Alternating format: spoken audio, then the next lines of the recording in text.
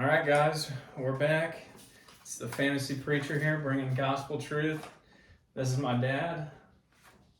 His name is Clark. Dad, go ahead and show him the shirt you're wearing. Huff Daddy. Show him the shirt you're wearing. Well, this is actually an old shirt, back to back. It's now back to back, and then I had a time there where I didn't win for a year, and then I won 2 more back to back. So is this all in one league? That's Dynasty League, Superflex Dynasty League. So you've had 2 different stretches where you went back-to-back winners. Yes. Okay. And 4 championships in 5 years. 4 championships in 5 years. So the reason I started playing fantasy football, my first season, I was a senior in high school. When was your first season? So that would have been 2016. I think 2013, and that was when we started this the Dynasty League that I'm in. I think it was 2013, so about 10 years. And then I've done a few redraft leagues too since then. So he's won a lot in that league. All right, and they've got a trophy, and it rotates between winners, and he's got his name on it multiple times. And so one of the reasons I wanted to be good at fantasy football was because of this man right here. And I think I might take it a little bit more serious than him, but he sure does seem to win a lot more. And today we're going to be getting into my top 15, top 20 quarterback projections for this season. How many did you stat out? What did I set out? Stat out quarterbacks. How many quarterbacks? Did I rank? Yeah. Oh, I've got them down to about 29. 29. Okay. So I did all 32 starters, but I only copied the 20 for this. So first, we'll talk about who's your number one. Well, I've got Josh Allen. I mean, he's the consensus number one pretty much everywhere, and that's really he's the reason I've won the last 2 championships. Can't remember, he might have been in my second championship, but he's one of the mainstays in my lineup in my last 2 dynasty championships, and really it's just it's quite a story really how I picked him up in that draft that year with him, Lamar Jackson, Sam Darnold. The guys in my league, they'll laugh about it. They know what I'm talking about. But basically, I felt like I was defending champion, and I had to be the last pick in the first round. And since we're super flex, quarterbacks are very important in that league. And I was a little frustrated there at the 10th pick in the first round that I had to settle for Josh Allen. Mm-hmm. And things turned out well after that. Well, I remember in that season, you had kind of told me about that, and this would have been, I think, my second year playing, and so halfway through the season, my quarterbacks were looking awful, and so I picked him up, and just because he was so good at rushing that rookie year, he ended up giving me a few good games. Now, did I win? No, but he still gave me a few good games, so I have Josh Allen as my number one as well. We're not really going to sit on him for too long just because everybody knows what he can do. Number 2, who you got? I got Justin Herbert, and I'm wearing the jersey. Same thing, Justin Herbert. Just the stars are aligned for him just to have a great season in his third year, junior season, and they've got the weapons. Of course, Keenan Allen looks as good as ever, Mike Williams, and their second-year guy, Josh Palmer, who I picked up in Dynasty last year. He was in my rookie draft. I picked him up. Really didn't know a lot about him. I kind of thought this might be a little bit of a shot in the dark, but he made some grabs last year that were good hands, strong hands, and so it sounds like he's really taken that third overall target or wide receiver position over. And just with Eckler, the addition of Isaiah Spiller, I think things, good line, great offense. Herbert can run. He's got some legs. He can score some points using his legs too. So, number 2.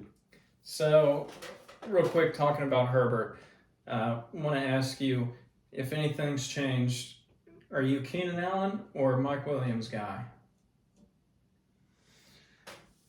I don't think I have ever owned any any part of them in fantasy, not by choice or anything. But I'd probably go Keenan Allen. Early on in his career, things actually kind of looked bleak there for a while because he kept getting injured, and I can't remember what all it was. 2 years in a row, he almost didn't play. Lacerated kidney, several things, and he had already flashed. We knew there was a lot of possibility there with him. Williams has had an injury history too, but I think Keenan Allen's the alpha dog there right now, although he is about 30 years old. So, well, I'd agree. And there was even an interview with Austin Eckler the other day because a lot of people are starting to go more towards Mike Williams, but even Austin Eckler himself said, don't forget who Keenan Allen is. He's still going to be the number one receiver in this offense. Both will have great years and are set up for it, but don't go too low on Keenan Allen.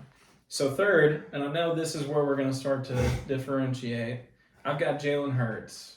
Who do you have at third? Lamar Jackson. Okay, so 2 rushers, main rushers. Now, we all know Josh Allen can rush. We know Justin Herbert can as well. But these are, the difference here is Jalen Hurts and Lamar Jackson, they're stronger with their legs, not with their arms. Now, Jalen Hurts could change that narrative this season. We don't know what we're really going to see from him yet. But I've got him for 3,650 passing yards, 850 rushing, 20 passing touchdowns, 12 rushing touchdowns, and 10 total turnovers. So I think I've got 9 interceptions, 1 fumble lost. I could see him throwing for more than 20 touchdowns.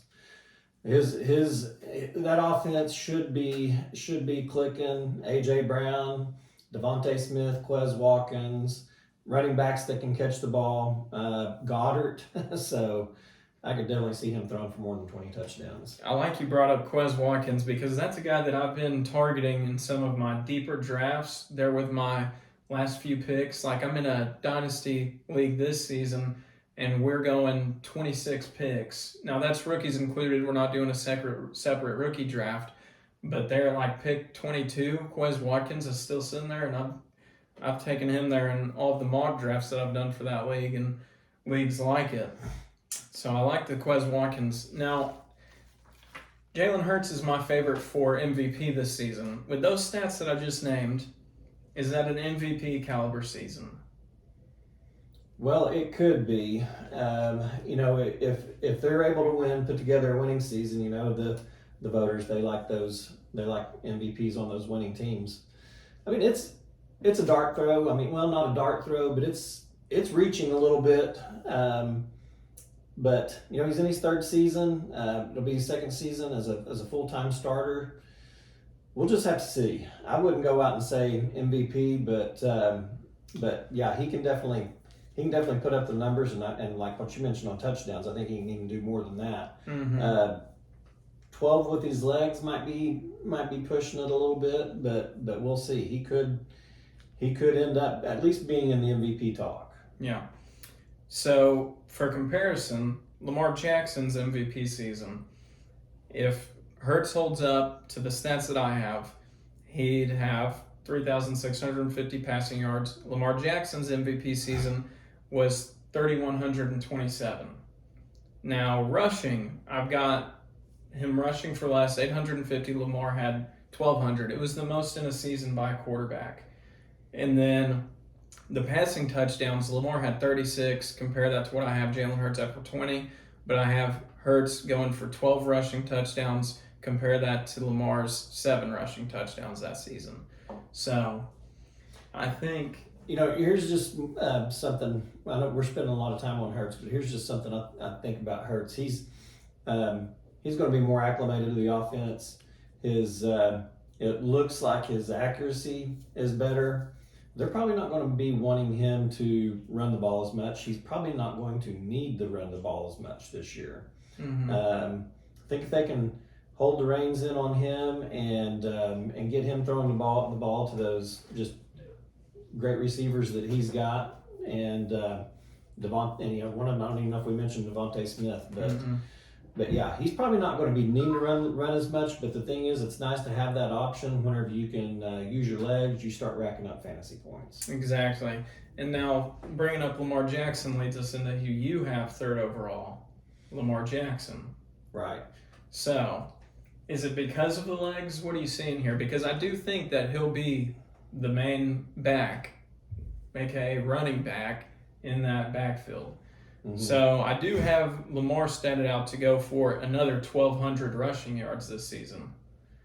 What do you think about that? 1,200. Well, J.K. Dobbins is now back. He's an elite talent. It's been a full year since his ACL injury, so he's had the full time to rehab, recover. You may need to give it a couple of weeks into the season. It'll take time for him to get going, to get back to full performance. I'm not going to say full strength, but full performance, where he feels comfortable on that. But with J.K. Dobbins and I kind of wonder about Gus Edwards. He was always nice there for the second punch in the 1-2 deal. We'll see.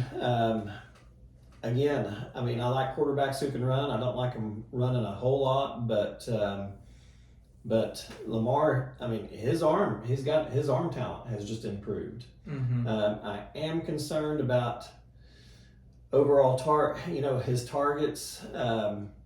Mandrews, Bateman, but really, Mandrews is the main one who is proven. Mm-hmm. After that, Bateman going into his second year, we're hearing good things. I think Lamar's just got talent, so Mm-hmm. I think it really boils down to that and the offense. So I've got him at number 3. I actually did not originally have him at number 3, but just looking at his history and what he's done before, I went ahead and moved him up. Plus contract negotiations. Yeah. So he's right there where they're, and interestingly enough, I guess he's negotiating that himself. I've heard he doesn't have an agent, but so they have not renewed his deal, and just don't be surprised if he goes out there and lights it up and ends up being maybe the highest paid quarterback in the league. All right, I like it. So number 4, and you asked me about this yesterday. You said Tom Brady. Now, tell us about your concerns with that, because I've got him number 4 overall. That's high, but he can get it done. I've got Mahomes number 4, Okay. but Tom Brady, he, I don't know, why is he not at camp? So Good question. I heard somebody on SiriusXM radio talking about him and saying they are not concerned about Tom Brady not being at camp at all. But you got to think that the teammates, the receivers, the coaches, the general manager, you've just got to be thinking, I don't know. It just kind of blows my mind that he may be gone 2 full weeks from camp, whenever that is, that's just the time to be getting used to, Chris Godwin whenever he comes back, and all just the timing and everything that it takes. Yeah. Well, one thing I've heard is the managerial staff for the Bucs. Sure, they're coming out and saying they're not worried about it, but if you were in their position, would you say if you were worried about it to cameras and reporters? No. I mean, that's just the way that's going to be the coach speak. So Exactly. no, they're not going to. They're going to play it down. Mm-hmm. And true, I can understand Tom Brady having some freedom, looser reins. I mean, he's the GOAT. Yeah. And he has won them a Super Bowl, and they coveted that, and that's what he brought him in for.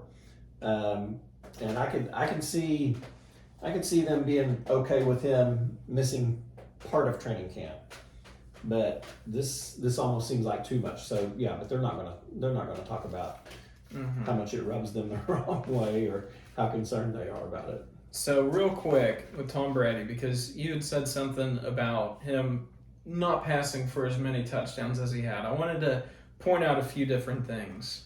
So 2 seasons with the Bucks, he's gone for 40 touchdowns, and then last season 43 touchdowns. There was only one season in New England where he had more than either of those, and it was in 2007. He had 50 touchdowns. Now, last year, who would you have said was his third or fourth option? Or let me put it this way. What option would you have said Antonio Brown was in that offense last year? Because you got to think Mike Evans, Chris Godwin, Gronkowski, AB.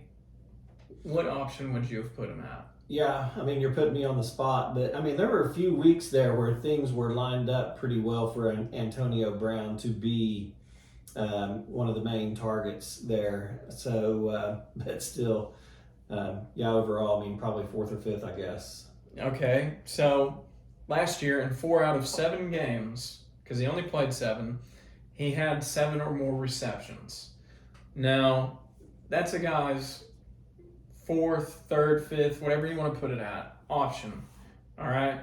Now, this is kind of getting into a little different area here, but it just goes to show that it almost doesn't matter who Tom Brady is having to throw to. Now, I know AB is a stud. I know he's a great receiver, but whenever that's your fourth option on an offense and you're still able to get that guy 7 or more receptions in over half of his games, I think it speaks to the quarterback.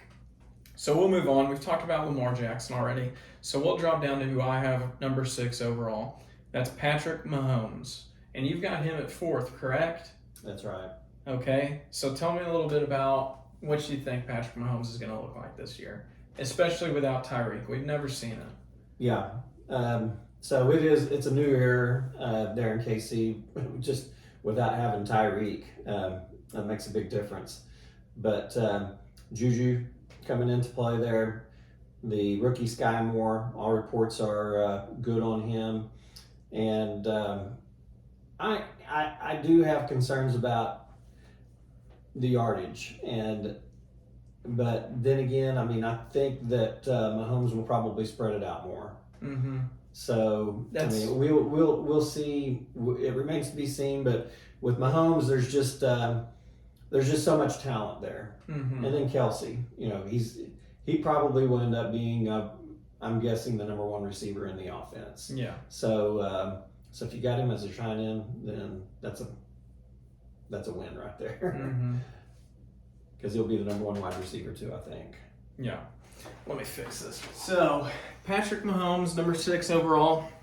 See, I don't think Tyreek is going to affect his play whatsoever. Real quick, I'll read a stat and then we'll move on to Kyler Murray. So, in games last year, I put the title as with Tyreek doing nothing, but really, you draft Tyreek to score more than 10 fantasy points. So, in games that he had 10 or less fantasy points, Patrick Mahomes still had 270 passing in one game with 2 passing touchdowns, 258 passing in one game with 3 touchdowns, then 184 passing with 1 rushing touchdown, 166 with 1 rushing, and then 260 with 3, 343 with 3. And if we took that average and we statted it out over an entire season, Patrick Mahomes would still throw for 4,200 yards. So without Tyreek Hill, I still think Patrick Mahomes is going to be a stud. I think he's going to be a dog. And I'm not a Patrick Mahomes guy. I'm not a Kansas City Chiefs guy. I don't really like them at all. But Patrick Mahomes is a guy that's earned my respect in the fantasy world, and he'll be good even without Tyreek. I'd be more worried about Tyreek. So moving on to number 7. Let me add something real quick too. We didn't mention Sammy Watkins. Okay. Yeah, there's no need to. Exactly. He'll have one good. Sammy Watkins will show up big for one game, and early in the season or late in the season? Probably early in the season, and then other than that. So okay. All right. Yeah, I've got Kyler Murray at 6, and legs, Mm-hmm. kind of like the old ZZ Top song, legs. He's got legs. He knows how to use them, and the same thing with Lamar Jackson. But here we're talking about Kyler Murray. They bring in Hollywood Brown. That's going to be a solid move for them. They've already got that connection together from their days at OU, and Hopkins is out 6 games. But in that seventh game, that's whenever he'll be back. I mean, look for Hopkins to be a main part of that receiving offense. He's not going to just go away and disappear. Rondale Moore, that team, weren't they 7-0 last year starting off? Kyler's got his 7-0. Kyler's got his new contract. I actually had Kyler Murray ranked higher, and ended up moving him down to 6th. But I just think that they will be a strong team to deal with, to reckon with. That NFC West, except for the Seahawks, is going to be tough. Rondale Moore, I don't know if I mentioned him. He's in his sophomore season. I like second-year players who have a lot of potential in a good offense. So, any player, wide receiver specific, running backs, tight ends? Maybe not so much tight ends, but Rondale Moore here, where in these first 6 games where Hopkins is out, he's probably going to be an integral part of the offense. Mm-hmm. No, I'm not talking like number 1 receiver or anything, but he'll be getting some action. Yeah, and whenever I started out all of those receivers, I definitely gave them an uptick for the first 6 weeks there without Hopkins. And so my thing with Kyler Murray is we've got to see him mature this season. I know in big games last year in his playoff game, he had, 3 interceptions and maybe 1 touchdown. I mean, he did not perform in that. However, I think regular season, it's a little bit easier for him. I don't think they have the toughest schedule, especially getting to play the Seahawks twice. So, therefore, I think regular season, which is what fantasy we're playing in, I think Kyler Murray ends right on the money there, number 7 or 6. Now, number 8. Who do you got at number 8? Okay, this is probably going to surprise a lot of people, throw people off. I've decided I'm bullish on Derek Carr. I've got him at 8. I don't know if I've seen anybody with him ranked that high, but they're bringing in Josh McDaniels as their new head coach. I think that the offense is going to be specifically geared for Derek Carr and Davante Adams, and whenever you bring in arguably the number 1 receiver in the league, and I'm not saying that Derek Carr is Aaron Rodgers, but those guys put up some very impressive numbers together in their seasons. I believe it was at Fresno State back when they were in college. They've been friends for a long time, and I don't see much difference in Davante Adams' production. I'm thinking that Derek Carr and Davante Adams connection will be there, but then he's got Waller, he's got Renfro. I'm just thinking that, and Derek Carr's got talent, so He does. I'm thinking that this is his season. I like it. I'll read you my Derek Carr stats, and I've got Derek Carr at 15. Now, originally I had him with 5 more touchdowns than this, but then I just know that he likes to hyper target. And so even though I have Davante Adams still being, I think I've got him at the number 4 receiver to end it all, I've got a lot of these touchdowns going to Davante Adams. So let me know what you think about this. 4,500 passing yards, 26 touchdowns, 1 rushing, and then 14 interceptions.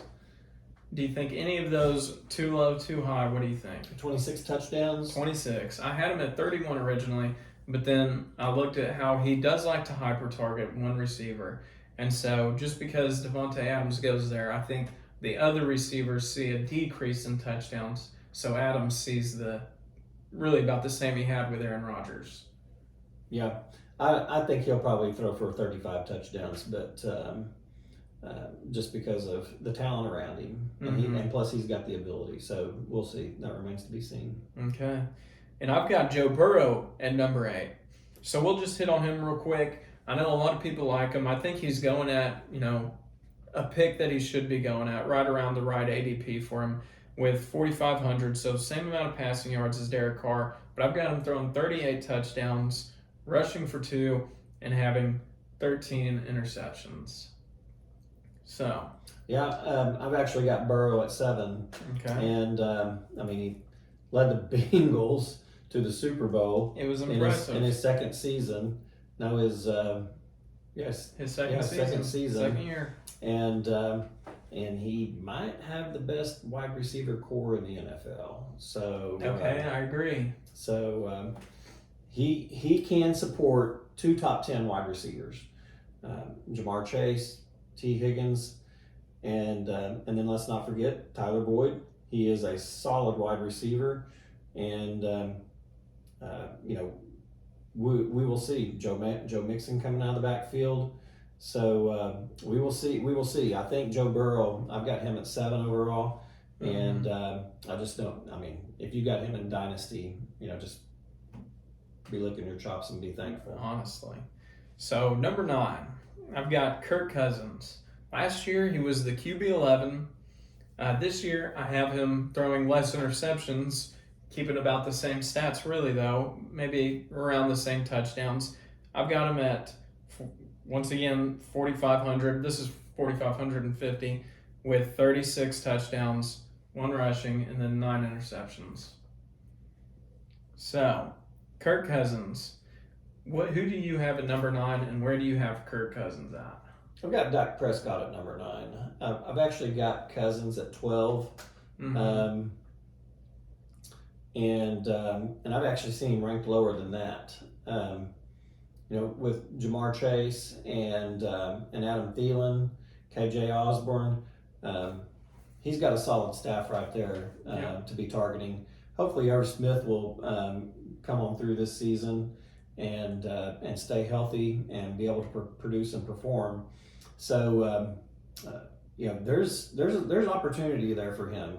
Plus the NFC North, I think that is just that's a winnable. That's a division right there that he's going to be able to that offense is going to be able to pick on. Not a lot of good defenses. Yeah, and I think that don't forget about Adam Thielen. So I think that obviously JJ is going to be the top wide receiver there, but Adam Thielen's not going anywhere. As long as he can stay healthy, he's getting a little older, but as long as he can stay healthy and playing against those NFC North teams, Thielen will be putting up some numbers too.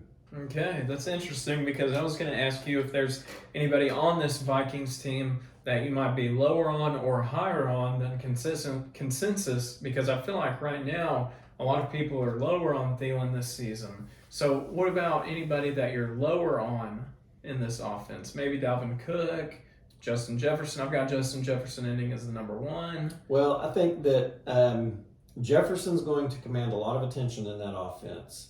So by the opposing defenses, I think that's one of the reasons that things are going to open up for Adam Thielen, especially when they're playing the NFC North teams. I just have my concerns about Dalvin Cook. He'll miss a few games every season, but he's consistently had shoulder issues. So I like Dalvin. If he can stay healthy, or at least stay healthy most of the season, maybe only miss 2 or 3 games, I really like him, but I am concerned about him there too, because there's usually something there going on with him. Yep.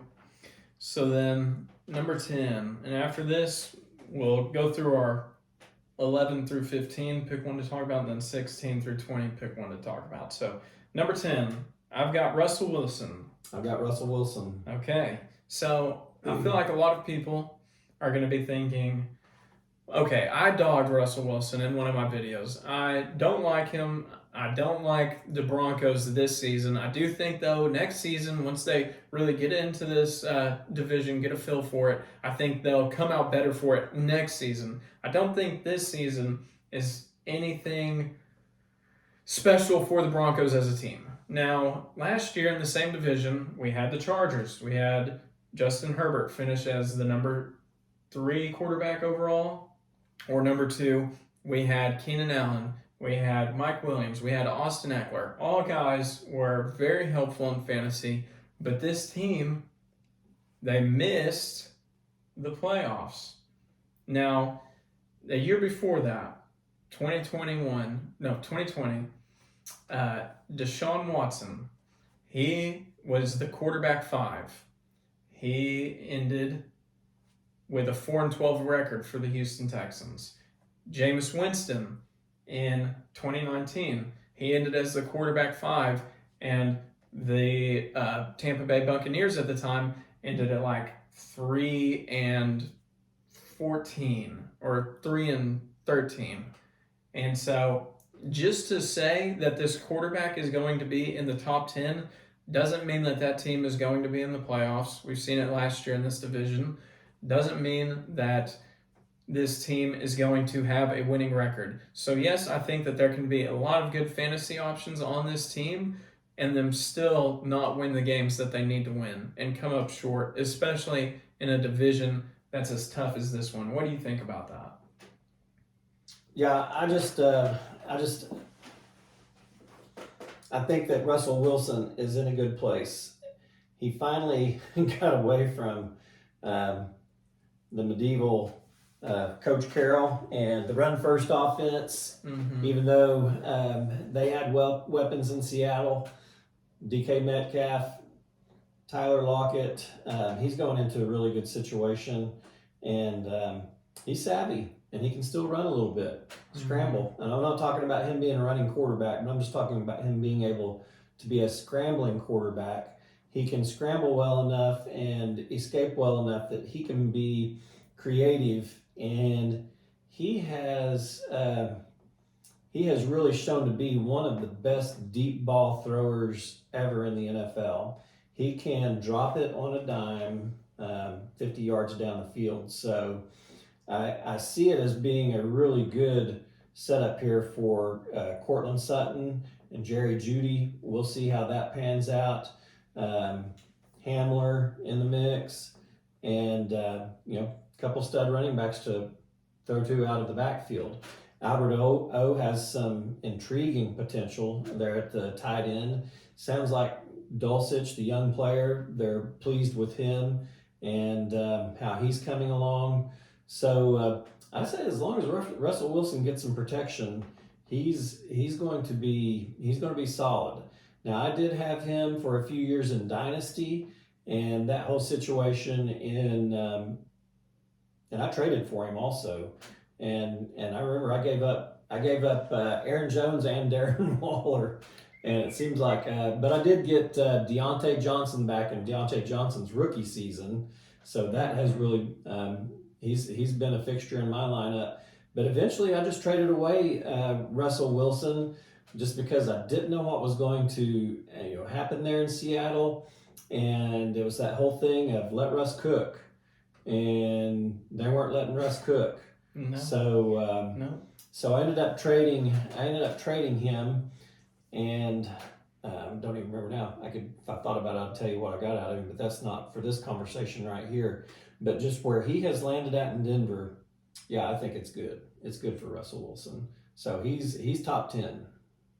And it's good for the team this season. Do you think they make the playoffs? I think they make the playoffs. Okay. I think Russell can lead them there. The team has really, just from the reports, their mindset. As soon as Russell Wilson walked into camp and showed his leadership abilities, his dedication, the time he spends in the office, in the facilities, his demeanor, it sounds like that club has really taken a turn for the better. All right. So we'll move on then. We got through our top 10. Both had Russell Wilson at 10. 11, I've got Matt Stafford. 12, Dak Prescott. 13, Aaron Rodgers. 14, Trey Lance. 15, Derek Carr. Now, we've talked about Derek Carr. Now, who are your 11 through 15? Yeah, you and I, we've got a big difference on our rankings for Derek Carr. But yeah. For me, 11 through 15, I put Brady at 11 just because of the stature there, what he's accomplished and done for so long. Every year, I think Tom Brady can't keep doing this, and he just keeps doing it. But yeah, right now I've got Brady at 11. I'm a little shaky with that though. I've got Cousins at 12. don't be surprised if Cousins finishes higher because what we talked about earlier. I've got Trey Lance at 13. So we're pretty similar there. I've got him at 14. I drafted Trey Lance in Dynasty as a rookie last year because the 49ers traded up to get him, number 3 overall. And I'll be honest, by the end of the season, and Garoppolo's still starting. Now, Lance was banged up, but I got nervous, and I traded him. Mm-hmm. But I traded him for, there were a couple other picks involved, but I traded him for Trevor Lawrence. And I decided I would rather have Trevor Lawrence in Dynasty. This was last year, and I may regret this, but I'd rather have Trevor Lawrence in Dynasty than I would Trey Lance, just because we just didn't. Trey Lance was a mystery. He was at that time last year. And he still sort of is a mystery, and he has not proven anything except for he did have a nice showing in his preseason game. The guy's got, superior arm strength and talent and legs and ability to run, but I mean, how much do you really want your quarterback running? I mean, Kyler Murray gets hurt. Lamar Jackson gets banged up. We'll see. But anyway, I've got him at 13. Okay. He's got a lot of talent around him, too, to throw the ball to. And then you're 14 and 15. I've got Aaron Rodgers at 14. Okay. That's kind of interesting to see what will happen in Green Bay. I agree. He's already calling out in public his young receivers. I don't like that. Word is they may bring in somebody else out there, too, who's a free agent. Will somebody Fuller. with some more experience. We'll see. Will Fuller. Yeah, the rumor is Will Fuller is going to go to Cleveland. I'll say this. Back whenever the Romeo Dobbs hype was going on one of my episodes, I said, we're going to see him go up against real NFL talent, and it's not going to be the same. And what does Aaron Rodgers do? He calls out the receivers, the young receivers there. So, 15. Who you got at 15? I want to say something else, too. I don't know. You never hear anything much about Amari Rodgers, the second year wide receiver there. I don't know a lot about him. I saw him in the first preseason game. He looked explosive. Okay. He looked explosive. Now, if he's somebody that Rodgers can rely on and trust, that's going to be the whole key. I don't know if he was one of those players Rodgers was talking about or not. I'm curious to know. But we will see about Amari Rodgers because he did. He looked quick. He looked strong. He looked great on whenever he returned a kick. And you don't ever know with those receivers in Green Bay because Devontae Adams, his rookie year was not much. Mm-hmm. I drafted him in Dynasty, and I did not select him as a keeper after his rookie year. Fortunately, I did feel good about him, and so in next year's draft, after I dropped him, but I just didn't select him as a keeper. I still felt like he had something to come through, and then I ended up drafting him again, and he did. Yeah. All right. So what did you ask me? 15. 15. I got Jameis Winston at 15. Okay. I like Jameis. If I'm in a super flex league, yeah. Give him as give me him as my number 2 quarterback. All right. Every week, I'll take him. Jameis Winston is 18 on mine. I do like Jameis Winston this year. We'll talk about him real quick. One question: is there any worry that we might see every touchdown thrown you get an interception with it type of Jameis Winston this season? It could happen. You don't know. I'm thinking it's not going to be quite like it was that last year in Tampa Bay under Arians, but the guy's got arm talent. I think a lot of this is mental. I think that ended up being a mental thing for him there. Mm-hmm. He's in a situation now. They're in New Orleans, and Sean Payton's gone, but the same offensive coordinator. He doesn't have anybody breathing down his back. I think he's in a good situation where mentally he ought to be able to go out and play the game, and with that arm talent he's got, and the receivers too. And I like Chris Olave, the rookie. Hopefully Thomas will be able to stay healthy. Mm-hmm. He's got Alvin coming out of the backfield. Troutman is Jarvis a tight end. Landry. Is a tight end. Yeah, Jarvis Landry. So yeah, and I wouldn't be surprised to see Jameis Winston finish higher than 15, but that's where I've got him at. I wouldn't be surprised to see him finish higher than 18. I like the. It seems like boldness of putting him at 15, but I don't think it's unwise. I think that's a pretty good prediction. So 16 through 20 for me, I've got Daniel Jones at 16, Trevor Lawrence at 17, Winston at 18, Carson Wentz at 19, and then I've got Jared Goff at 20. Go ahead and give me your 16 through 20. 16 through 20, I've got Stafford. I've got, and I'm not too concerned about the elbow there. Yeah. But it's just the year after the Super Bowl, their offensive line's weaker. Van Freeman's out. I mean, they're just losing Whitworth. Whitworth. There's a lot of question marks there. And I like Stafford. I've got him in Dynasty. I've always loved his talent. I'm just not sure about that situation with what's going on in LA right now. Mm-hmm. Yeah, and Odell Beckham, who knows what's going to happen with him. But 17, I've got Tua Tagovailoa, and 18, Matt Ryan, 19, Trevor Lawrence, and that's who I'd like to talk about if we want to talk. But and number 20, Josh Fields. And then 20 might be a little high for Josh Fields. Justin Fields? Yeah, Justin Fields. No, yeah. So we'll talk about Trevor Lawrence because I've actually got him higher than you, 17, and you had him at what, 19? 19. 19. So talk to me then about Trevor Lawrence. I could definitely rank him higher, and but I probably think I really think next year in the preseason rankings next year he's going to be a top 12 quarterback. Mm-hmm. Here in his sophomore season, that was a dumpster fire last year in Jacksonville. It was awful. And you know who his number 3 target was? Laquan Treadwell. And you talk about retread well. Yeah. I mean, this dude has been around the league and he had not done anything. Mm-hmm. He shows up in Jacksonville, finds a home, and Trevor Lawrence puts him on the map. Yeah. Basically, after being a first-round draft choice, and he just, the guy just did not ever pan out anywhere, and then with that whole coaching situation with Urban Meyer. I like where Lawrence is at. Still has Marvin Jones, Mm-hmm. Laviska Shenault. He's neither here nor there. Who knows? But bringing in Christian Kirk, Evan Ingram, Etienne, however you want to pronounce it, coming out of the backfield.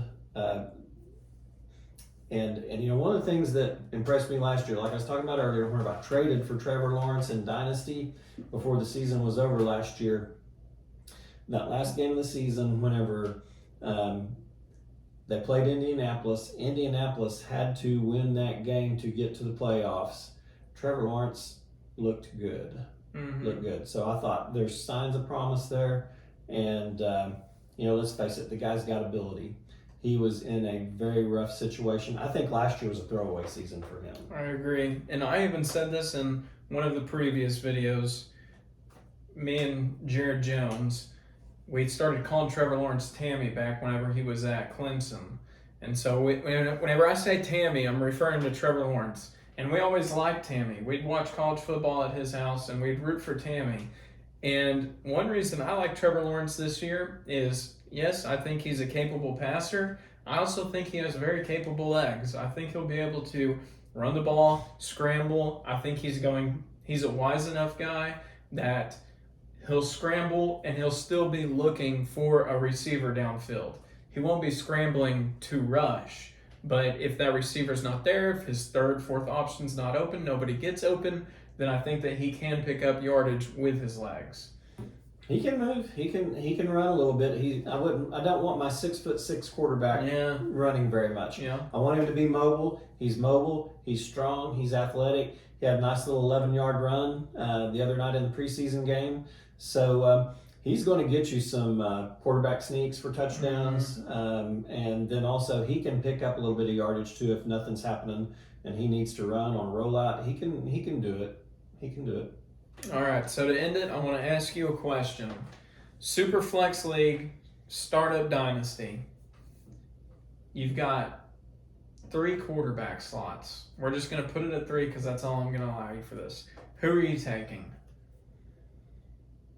Well, Now, one's going to be on your bench, but 2 start. Okay. Right. So, I mean, if you're looking at taking them in ADP. probably where they're going to go, Yeah. if I can get my hands on Josh Allen, then he's got all the tools. He's got I like the system, the coaching staff around him, his receivers with Diggs, Gabe Davis breaking out, all of it. If I can get my hands on Josh Allen, actually, I'd say Josh Allen, Justin Herbert, or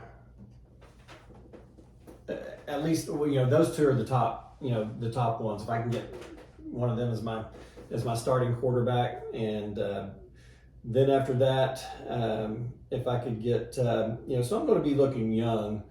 If I can get Trevor, I'd say Trevor Lawrence. If I can get him as my number 2 quarterback, because this is for the long haul in Dynasty, then I would like that also. And then probably as a number 3 quarterback, I'm just kind of going off the cuff here. They're going to be, so by the time you pick up the number 3 quarterbacks are going to be gone through. Down. Right now, I've got Davis Mills as the 25th ranked quarterback. Okay. And for my number 3 dynasty quarterback, if I was drafting for this year, I'd pick up Davis Mills. All right. So mine, and this is what I've been doing in my Superflex drafts, redraft, or dynasty. This is the same approach I've had for all of them. Now, could that hurt me? Yes, but it's what I really like, and if it's there, I take it every time. Jalen Hurts with my first pick, Trey Lance with my second, and then Davis Mills in like the 10th or 11th round. I've done it almost every time. That's been my pickup. That's what I've stuck to. Now, sometimes those guys won't get to me, but in almost all of those drafts, that's what I've been able to get there. Mm-hmm. And I'm excited for that. Yeah. Not just in the redrafts, but dynasty as well. I think that's going to play out nicely. I would add, too, that Trey Lance may be the one that, we may be letting go here. We may be, eating our words on. But I didn't mention him because I know of where I'm drafting these players. Exactly. He's going early in drafts, and I'm holding back a little bit on him until we see more. But boy, some people, they're not at all. They want Trey Lance. I'm one of those guys. They want a piece of that Kyle Shanahan offense with Debo and the gang and all of that. So, but he's definitely one that could be right up there eventually too. That's what I want. So thanks for tuning in, guys. Clark Huff. This guy knows more about fantasy football, and you can say that because of how much he wins than most people that I know. So we'll see y'all later. Y'all have a good one.